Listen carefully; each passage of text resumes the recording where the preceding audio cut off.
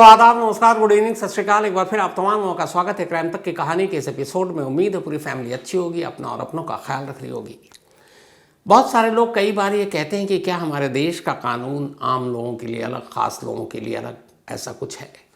कई बार कुछ ऐसी कहानियाँ, कुछ ऐसे केसेस सामने आते हैं जिनको देखने और फिर उसको ट्रीट करने का जो पुलिस का रवैया और तरीका होता है, उसे देखने के बाद एहसास होता है कि कुछ ना कुछ सच्चाई तो है। एक महिला जो किसी की पत्नी थी, 2 छोटे बच्चे, उन बच्चों की माँ 4 महीने पहले गायब हो जाती है। पति अपनी पत्नी को ढूंढने के लिए दर दर भटकता है। जो काम पुलिस को करना है वो बेचारा खुद करता रहता है। कानपुर के बाहर जहाँ जहाँ ज़रा से भी उम्मीद की कोई किरण दिखाई देती है, वो अपनी पत्नी की तलाश में भागता रहता है। इस दौरान में पुलिस में रिपोर्ट लिखाता है।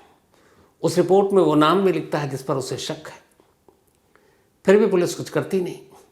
इसके बाद वो यूपी के मुख्यमंत्री योगी आदित्यनाथ के पास, जो वो सीएम हाउस में दरबार लगाते हैं, वहाँ अपनी फरियाद लेकर पहुँचता है। प्रधानमंत्री को लेटर लिखता है। इंटेलिजेंस ब्यूरो में एक जान पहचान है, उसको कांटेक्ट करता है। हर दर जहाँ से ज़रा से भी उम्मीद की रोशनी दिखाई दी, वो भटकता रहा, करता रहा। लेकिन 4 महीने तक उसकी पत्नी नहीं मिलती। 4 महीने के बाद कंकाल की शक्ल में उसकी पत्नी एक डीएम साहब के बंगले के बराबर से गड्ढे से बाहर आती है। 2 बच्चों के सर से उनकी मां का साया छिन चुका था। पति हार चुका था, लेकिन उम्मीद थी कि पत्नी जिंदा लौटेगी। जिंदा नहीं मिली। अंतिम संस्कार के लिए पूरी लाश भी नहीं थी, सिर्फ हड्डियां थी कंकाल की शक्ल में। लेकिन पति को क्या मिला?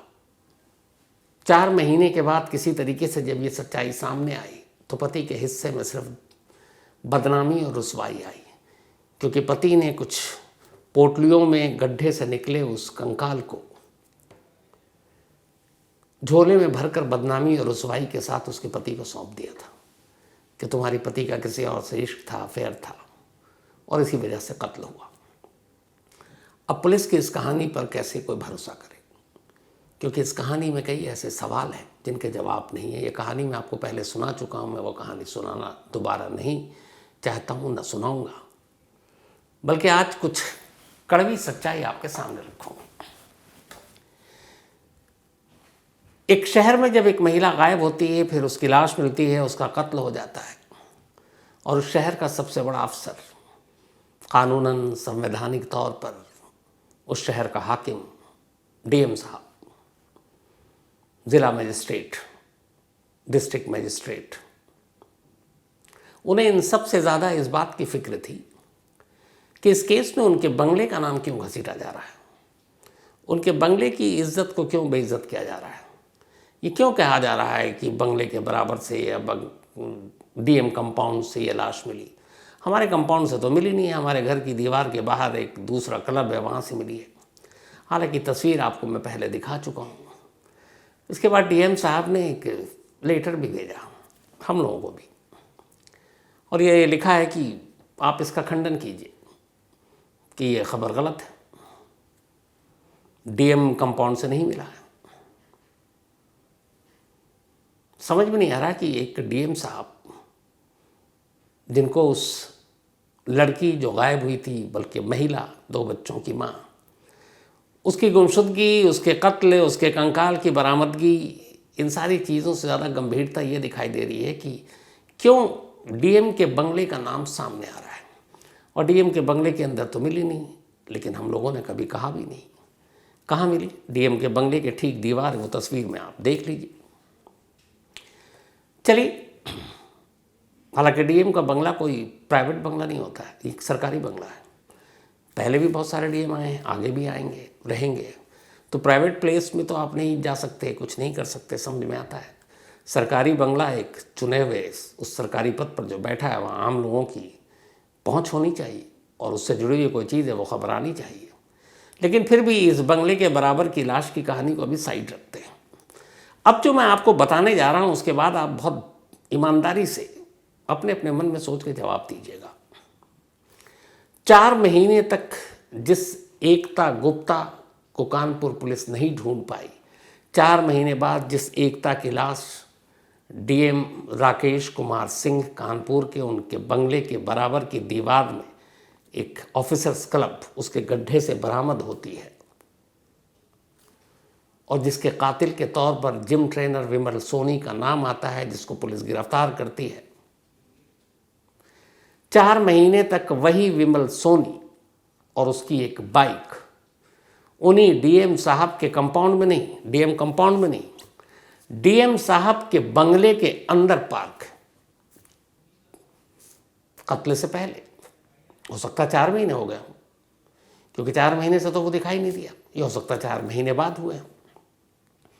लेकिन उन्हीं डीएम साहब के बंगले के अंदर एक कातिल की बाइक पार्क है और बाइक की हालत देखकर उसका पिछला टायर जो है वो पंक्चर है। अब एक कातिल की बाइक शहर के सबसे ताकतवर अफसर के बंगले के अंदर पार्क हो, आप समझ रहे हैं, अगर किसी केस से जुड़ा हुआ कोई आम आदमी ये होता और उस अक्यूज्ड या आरोपी की कोई भी चीज़ अगर किसी आम शख्स के घर से बरामद होती तो कब तक वो थाने में होता, क्या पता हवालात में होता। लेकिन यहाँ जिन डीएम साहब को अपने बंगले का नाम इस्तेमाल करने में मतलब एक तरह से आपत्ति है कि मीडिया क्यों उछाल रही है, अब डीएम साहब इसका क्या जवाब देंगे कि एक कातिल की बाइक 4 महीने तक उनके बंगले के अंदर, 4 महीना या उससे कम ज़्यादा हो सकता है, लेकिन अभी भी आज शाम 4 बजे तक, आज 6 नवंबर 2024 दिन वेडनेसडे और शाम 4 बजे तक उस विमल सोनी की बाइक उन्हीं डीएम राकेश कुमार सिंह के घर के अंदर, बंगले के अंदर, ये भी नहीं दाएं बाएं दीवार के बाहर डीएम कंपाउंड में नहीं, डीएम साहब के बंगले के अंदर ठीक गेट के अंदर जाने के बाद, और वहाँ पे बाकायदा उनके सिक्योरिटी स्टाफ हैं और साफ वहाँ पे बाइक खड़ी हुई है। और कमाल ये देखिए कि बाइक कब से खड़ी है, किसी को पता ही नहीं कि ये बाइक किसकी है। वो तो जब हमारे रिपोर्टर वहाँ पहुँचे, सिमर और रंजय, तो उन्होंने वो बाइक देखी, क्राइम रिपोर्टर का दिमाग चला, उन्होंने कहा ये बाइक, इसका पंक्चर, बाकी चीज़ें वो लगे हुए थे। तब उन्होंने वो काम किया जो पुलिस को करना था, उन्होंने उस बाइक के नंबर प्लेट को नोट किया, उसके बाद उन्होंने रजिस्ट्रेशन नंबर निकाला और रजिस्ट्रेशन नंबर वही निकलता है उस नाम बाइक का ओनर जो उस एफआईआर में दर्ज है, जो एकता के कत्ल के सिलसिले में मेन अक्यूज विमल सोनी का नाम है। विमल सोनी ही उस बाइक का मालिक, फादर के नाम भी उसका वही है जो एफआईआर में दर्ज है। अब एक मर्डर का अक्यूज्ड, जहाँ पे बाइक है उसके दीवार के दूसरी तरफ उसने एक लाश दफनाई है और दीवार के इस तरफ उसकी बाइक खड़ी है, और बाइक कहाँ, डीएम साहब के बंगले के अंदर, बाहर नहीं, अंदर। तो बताइए कि फिर डीएम हाउस के स्टाफ या डीएम साहब से खुद कानपुर पुलिस को पूछताछ नहीं करनी चाहिए? आम आदमी कोई होता तो क्या होता? अगर बाइक किसी की या कोई और चीज़ें मिल जाए किसी के घर से, किसी एक्यूज के, तो पूरा घर उड़ जाता है। लेकिन अफसोस की बात यह है कि आज तक यही पता नहीं था कि ये बाइक किसकी है। अब जब हमारे रिपोर्टर ने कानपुर पुलिस को ये जानकारी दी कि ये बाइक है और हमने पता कर लिया है इस बाइक के ओनर का नाम विमल सोनी है जिसने एकता का कत्ल किया आपके हिसाब से, और ये उसी की बाइक है और डीएम साहब के बंगले के अंदर है, तब पुलिस कह रही अच्छा हम जांच करते हैं। अब इसी से आप अंदाज़ा लगा लीजिए कि जिन डीएम साहब को अपने बंगले के नाम अखबार में और टीवी पे आने से परहेज़ है, गुस्सा हो रहे हैं कि हमारा इससे क्या लेना देना केस के। अरे आप ही के शहर की एक महिला का मर्डर हो गया, अगर यही गंभीरता इस बंगले को छोड़कर आप इस केस पर दिखाते, क्योंकि कानून, लॉ एंड ऑर्डर ये सब आपके मातहत है, कानपुर पुलिस भी आपके मातहत है क्योंकि आप सबसे बड़े सरकारी अफसर हैं कानपुर शहर के, तो फिर शायद क्या पता एकता जिंदा मिल जाती वक्त पर, ना भी मिलती तो कंकाल की शक्ल में ना मिलती, पहले ही खुलासा हो जाता तो कम से कम उसकी पूरी लाश तो मिल जाती, जो घर वालों को सौंप दिया जाता, घर वाले कम से कम पूरी लाश का तो अंतिम संस्कार करते ताकि दिल में एक तसल्ली होती। अब हड्डियों का अंतिम संस्कार कर रहे हैं, जैसे परिवार पर क्या बीतती होगी। लेकिन यहाँ इस कत्ल, इन चीज़ों से हटकर ज़्यादा बड़ी बात यह है कि डीएम का बंगले के नाम को बदनाम क्यों किया जा रहा है। लेकिन बड़ी बेसिक चीज़ है, पुलिसिंग में ये सिखाया जाता है, और पुलिसिंग की पहली चीज़ यही होती है कि शक पे भी शक करो, बल्कि असली कहावत तो ये है कि बाप पे भी शक करो। अब यहाँ कई चीज़ें एक साथ डीएम बंगले की तरफ जा रही है, लेकिन क्या मजाल जो डीएम बंगले के किसी स्टाफ से पूछताछ हो जाए। डीएम साहब तो खैर दूर की बात है। सिर्फ आप इस केस पे ये देखिए कि विमल सोनी को गिरफ्तार करने के बाद कानपुर पुलिस ने कह दिया इस केस को सुलझा लिया, लेकिन इतने सवाल हैं कि सुलझा कहाँ है। खुद कानपुर पुलिस के हिसाब से विमल सोनी ने एकता का कत्ल ग्रीन पार्क स्टेडियम जो है क्रिकेट स्टेडियम कानपुर में, उसकी पार्किंग में किया था सुबह। जिस पार्किंग में यह कत्ल हुआ उस पार्किंग के पास एक सीसीटीवी कैमरा है। हैरत अंगेज तौर पर जो 15-17 मिनट का ये पूरा खेल है, जो कुछ हुआ वारदात, उस दौरान में वो सीसीटीवी कैमरा बंद हो जाता है और उसके बाद जब कातिल वहाँ से लाश लेकर निकल गया फिर वो कैमरा चालू हो जाता है। अब ये अचानक बंद और चालू, बहुत बड़ा सवाल और शक है। कहा जा रहा कि लाइट चली गई थी, अब ये पता नहीं। दूसरा, डीएम साहब कानपुर शहर के हाकिम, हर सरकार ये कहती है अपराध रोकने के लिए, बाकी चीज़ों के लिए जगह जगह खास जगहों पर, नाजुक जगहों पर सीसीटीवी कैमरे लगाए जाएं।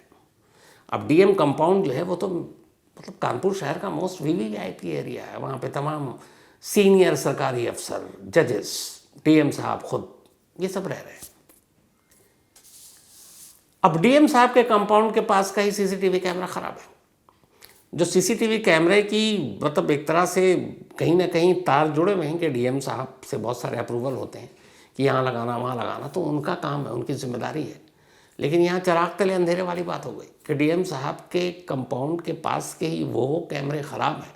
जो न होते तो फिर जिस दिन विमल सोनी अपनी i10 कार में एकता की लाश को लेकर डीएम कंपाउंड पहुंचा था तो उस कैमरे में कैद हो जाता और उसके बाद एक सवाल पहली नहीं होती, उसका जवाब हमारे सामने होता, और वो ये कि आखिर उसने उस ऑफिसर्स क्लब के अंदर उस गाड़ी के साथ उस लाश को लेकर पहुंचा कैसे। क्योंकि पुलिस की दलील ये है, आपको पहले भी बताया था, फिर दिखा रहा हूँ, कि ये वो गेट है छोटा सा जिसके अंदर से ये i10 कार गुजरी और उसी ने गड्ढा खोदा और उसके बाद लाश को दफना कर निकल गया। लेकिन इस गेट की चौड़ाई है 65-66 इंच और उसमें i10 कार की चौड़ाई करीब 69-70 है, तो घुस ही नहीं सकती है। तो अगर सीसीटीवी कैमरा होता तो ये क्लियर हो जाता कि किस गेट से वो गाड़ी घुसी। अब अगर इस गेट से नहीं जा सकती चौड़ाई के हिसाब से तो फिर किस गेट से? पुलिस इस पर खामोश है, कैमरा है नहीं, तो फिर क्या किया जाए। लेकिन है, अब भी शक तो हर जगह होता है, और वो ये है कि बहुत मुमकिन है कि कातिल विमल सोनी, आरोपी कातिल विमल सोनी अपनी i10 कार में एकता को मारने के बाद ग्रीन पार्क स्टेडियम से सीधे डीएम कंपाउंड पहुंचा और डीएम साहब के इसी बंगले के गेट से, जिस बंगले के अंदर इस वक्त उसी की बाइक खड़ी है, उस गेट में एक लाश को गाड़ी के अंदर रखकर जाता है अंदर, और फिर वहाँ से एक इंटरकनेक्टेड रास्ता है जो एक इसी जो ऑफिसर्स क्लब है उसके पीछे वाले गेट पर जाकर रुकती है। वो रास्ता ख़त्म होता है और उस जगह पर एक दूसरा गेट है, वो काफ़ी बड़ा है, उसमें तो ट्रक भी घुस जाए। अब उस गेट की भी तस्वीर है। इस गेट के दाएं बाएं नीचे झाड़ घास उगाए, देखकर लगता नहीं है कि ज़माने से इस गेट को खोला गया होगा या इसका इस्तेमाल हुआ होगा। लेकिन अगर क्या पता 4 महीने पहले दफनाया तो 4 महीने में घास झाड़ उग आते हैं बहुत सारे। कैमरा होता तो पता चल जाता। लेकिन 2 ही रास्ते हैं। पहला गेट आपको बता दिया, पुलिस के हरियाणे ने इसी से किया है। दूसरे रास्ते का जिक्र नहीं, क्यों? क्योंकि दूसरा रास्ता डीएम साहब के बंगले के अंदर से होकर जाता है। लेकिन अब सबूत कहाँ से आए, क्योंकि सीसीटीवी कैमरा तो है नहीं। तो ये वो सारी चीज़ें हैं। और फिर अगर बाइक इतने दिन से खड़ी है, किसी भी आपके घर के अंदर अगर कोई आदमी आकर अपनी कोई चीज़ पार्क करेगा तो आप, और उसका जान पहचान होगा, आप अनजान आदमी तो कोई गाड़ी घर के अंदर लगा के जाएगा नहीं। तो इसका मतलब है कि डीएम हाउस में जो भी स्टाफ है वहाँ पर, चाहे वो पुलिस वाला हो या फिर बाकी स्टाफ हो, उसकी विमल सोनी से जान पहचान होगी और उसने रखी होगी। तो क्या कानपुर पुलिस को डीएम हाउस के स्टाफ से पूछताछ नहीं करनी चाहिए कि एक कातिल की बाइक इतने दिन तक खड़ी है और हमें पता ही नहीं? और ये बाइक मामूली बाइक नहीं है, ये 2 तरह से ख़तरनाक है। एक, ये सुरक्षा को लेकर भी बहुत बड़ा सवाल है। एक डीएम इतने पावरफुल शख्स, और उनके घर के अंदर एक लावारिस बाइक पार्क है, कुछ भी हो सकता है। तो सिक्योरिटी से लेके बाकी स्टाफ को पता ही नहीं है बाइक किसकी है, क्योंकि अनजान बाइक, लावारिस बैग, ये तो सब बताया जाता है, ज्ञान दिया जाता है, लावारिस चीज़ों को न छुए। यहाँ तो डीएम साहब के घर के अंदर ही एक बाइक खड़ी और किसी को बारह ही नहीं है, सुरक्षा में लापरवाही। दूसरा, ये केस प्रॉपर्टी है। एकता मर्डर केस में विमल सोनी बकौल कानपुर पुलिस मेन अक्यूज्ड है। तो जब मेन अक्यूज्ड है तो उसकी बाइक वहाँ कब से आई, कब से रखी हुई है, उस बाइक का इस कत्ल से क्या लेना देना है, ये सारे इन्वेस्टिगेशन का विषय है। तो एक केस प्रॉपर्टी यूं ही है और किसी को पता ही नहीं, यहाँ तक कि कानपुर पुलिस को पता नहीं है। क्या इस लावारिस बाइक के बारे में डीएम स्टाफ ने अपने डीएम साहब को बताया? क्या डीएम साहब को इस बाइक के बारे में जानकारी थी, उन्होंने पुलिस को बताया? ये सारी पूछताछ और जांच का विषय है, लेकिन कोई पता नहीं। वो तो कमाल देखिए कि आज जब हमारी टीम पहुंची तब इस बाइक का शख्स निकाला, और वो भी 2 मिनट का काम था। बाइक का नंबर देखा, रिपोर्टर का दिमाग जागा, उसने मोबाइल पे जो है सिमर और रंजय, उन्होंने चेक किया रजिस्ट्रेशन ऑफिस, देखा नंबर ये, ओनर का नाम विमल सोनी,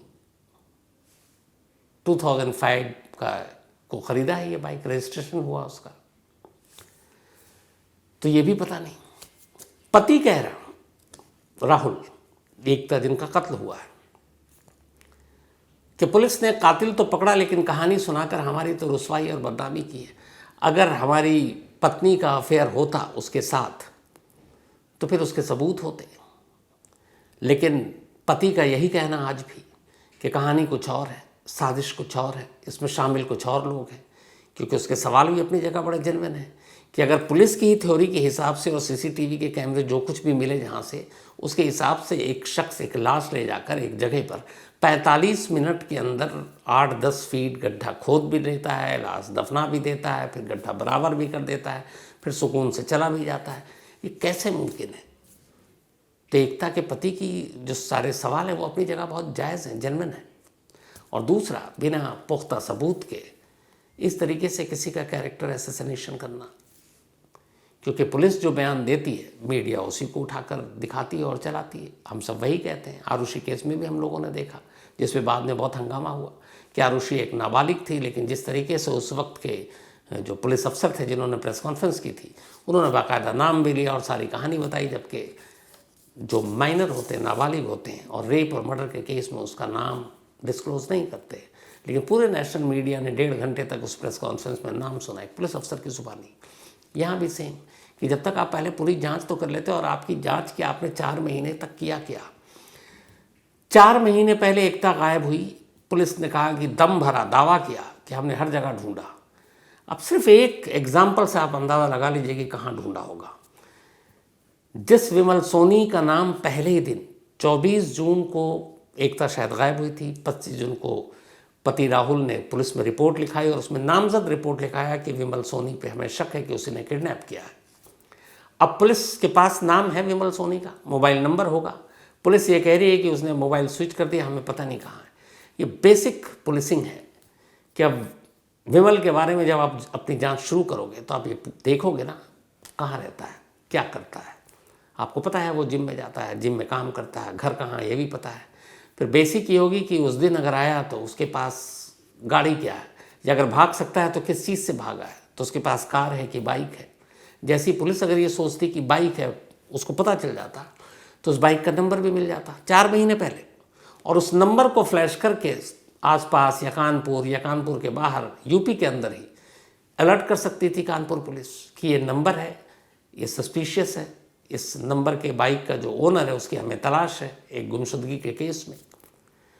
लेकिन पुलिस ने बाइक तक को तलाश करने की कोशिश नहीं की, बल्कि कोशिश किया, पुलिस को पता ही नहीं था कि कोई बाइक भी है। और कमाल देखिए, वो बाइक डीएम साहब के बंगले पे पार्क खड़ी है। मतलब क्या कहा जाए।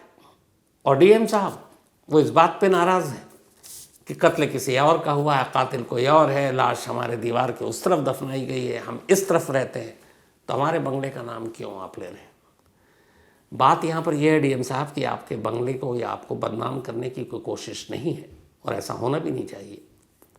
आप एक जिम्मेदार पद पर हैं, लेकिन आम लोगों के साथ जब कुछ ऐसा होता है तो फिर वो बहुत डिफरेंट चीज़ें होती हैं। यहाँ पे वही चीज़ें हो रही हैं कि अगर एक लाश मिलती है, आप गूगल के नक्शे पे जाएं या सरकारी कागज़ों पे जाएं तो जहाँ से लाश मिली है उसका गूगल पे अगर आप टाइप करेंगे, ऑफिसर्स क्लब ही टाइप करेंगे, तो उस नक्शे पे आता है गूगल के डीएम कंपाउंड लिखा हुआ, सरकारी कागज़ पे है इस इलाके का नाम डीएम कंपाउंड। तो अगर डीएम कंपाउंड ये चल रहा है कि लाश बरामद हुई डीएम कंपाउंड से, तो इसमें गलत किया है। हाँ, अगर ये कहा जाए कि डीएम साहब के बंगले के अंदर लाश दफन थी और उनके घर के अंदर से लाश को खोद कर निकाला गया, तो वो फैक्चुअली गलत है, लेकिन वो तो है नहीं।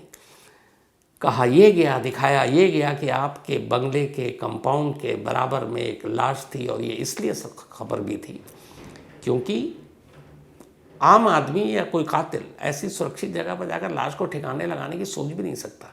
इसका मतलब है कि कितने बेखौफ हो चुके हैं अपराधी कि उनको फ़र्क नहीं पड़ता कि ये वीवीआईपी एरिया, यहाँ जज रहते हैं, यहाँ डीएम साहब रहते हैं, यहाँ पुलिस अफसर रहते हैं, जाओ और दिन के उजाले में लाश दफना कर निकल लो। एक दीवार का ही तो फ़र्क है सिर्फ, लेकिन उस दीवार को भी छोड़िए। अब इस पर क्या कहेंगे आप कि आप ही के बंगले के अंदर इस बार तो मैं यही कह रहा हूँ, डीएम साहब के बंगले के अंदर कातिल की बाइक पता नहीं कब से खड़ी है, न कानपुर पुलिस को पता, न डीएम साहब को पता, न डीएम साहब के स्टाफ को पता। तो अब इस केस में जो पति और बाकी लोग शक कर रहे हैं कि बहुत सारी चीज़ें हैं जिसे छुपाई गई हैं, उस पर शक क्यों नहीं किया जाए कि असली कहानी कुछ और है। कानपुर पुलिस भी सही हो सकती है, बिल्कुल तफ्तीश, क्योंकि हर बार ऐसा होता है कि जब कोई विक्टिम होता है उसके फैमिली वाले बहुत बार सोचते हैं पुलिस ढंग से तफ्तीश नहीं कर रही है, पोस्टमार्टम ठीक नहीं हुआ, तमाम शक और सवाल, क्योंकि लेकिन आप उनकी भी मनोस्थिति को समझें। लेकिन यहाँ तो ये पूरा जांच इसलिए अपने आप में शक और सवाल लेकर खड़ा हो गया सामने कि जब ऐसी चीज़ें होंगी कि बाइक कातिल की डीएम साहब के घर के अंदर होंगी, सीसीटीवी कैमरा इन वक्त पे ख़राब होगा, और उससे पहले ही सारी थ्योरी सामने आ चुकी होगी, 4 महीने पुलिस कुछ कर नहीं रही होगी, तो फिर क्यों ना गुस्सा आए और फिर क्यों ना ये सवाल उठाया जाए। लेकिन हाँ, बंगले का नाम भर आने से मुझे नहीं लगता कि इस तरह से उंगली उठाई जानी चाहिए थी, लेकिन अब वही है, वही मतलब वही क्राइम तक फैमिली मेंबर भी समझदार है। तो बस यही था।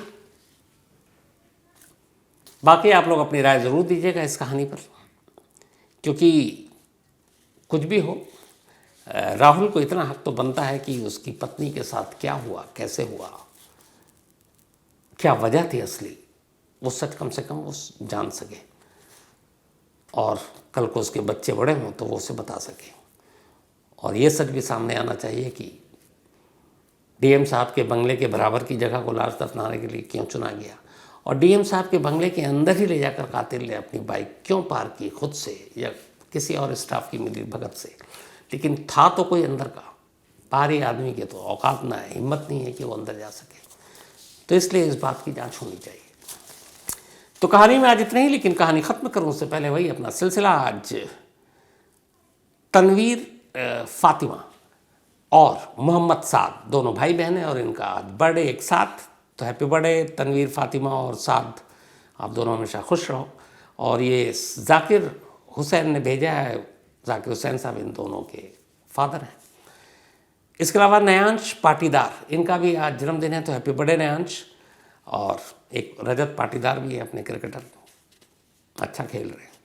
श्यामलाल पाटीदार, ये श्यामलाल पाटीदार जी इनके पिता हैं नयांश के। साथ ही हर्षित का भी जन्मदिन है, तो हैप्पी बर्थडे हर्षित। और ये भेजा विक्रम सिंह जी ने, विक्रम सिंह जी के बेटे हैं हर्षित। कपिल कारपुरान, इनका भी आज जन्मदिन है, तो कपिल जी हैप्पी बर्थडे आपको। और ये भेजा है चंचल शॉ ने दुबई से।